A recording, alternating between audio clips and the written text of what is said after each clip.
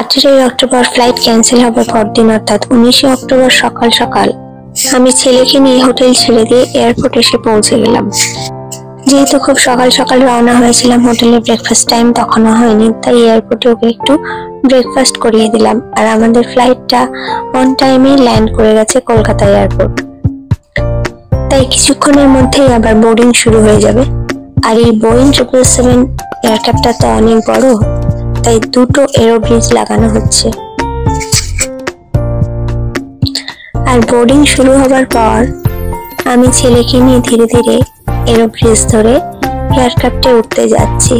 ওর বাবা ওর জন্য বড় বড় উইন্ডো সিটই বুক করে দেয়, কিন্তু হঠাৎ করে টিকিট বুক করায় উইন্ডো সিট পাইনি বলে ছেলের মনটা একটু খারাপ ছিল।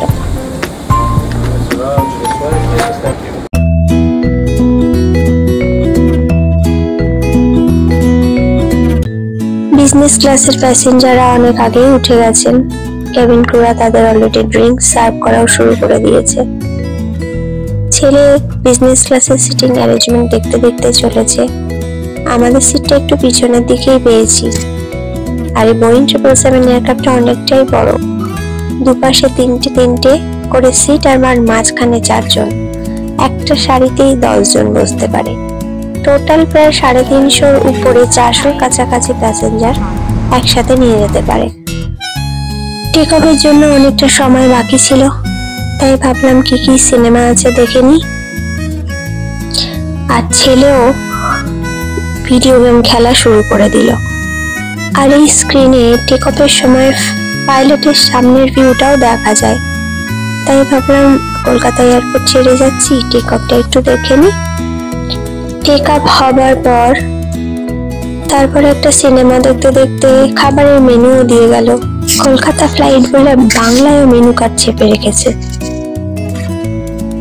যথাসময়ে খাবারও সার্ভ করে দিয়ে গেল।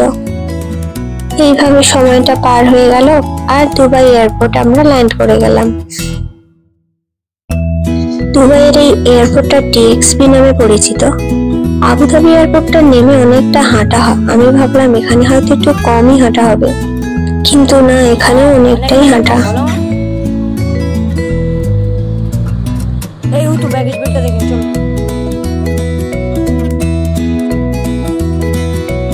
আর ওর বাবা বাইরে গাড়ি পার্ক করে আমাদের জন্য ওয়েট করছে। আমরা ধীরে ধীরে ব্যাগেজ বেল্টের দিকে যাচ্ছি ব্যাগগুলো কালেক্ট করতে। লিফটে করে নিচে যেতে হবে, তারপর ব্যাগ পাবো।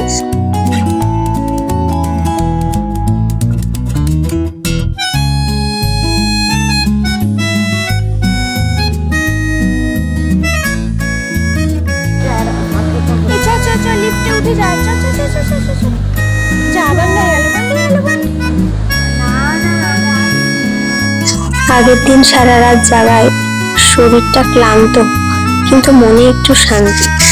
দুপুর পৌঁছে যেতে পেরে ছেলেটা গিয়ে দুপুরবেলা রেস্ট নিয়ে সন্ধ্যাবেলা একটু পড়তে পারবে, কারণ পরের দিন সকালেই ওর পরীক্ষা। রাতটুকু তো ঘুমাতে পারবে। যথাসময়ে আমরা ব্যাগেজ গুলো কালেক্ট করে এবার এক্সিটের দিকে এগিয়ে চললাম।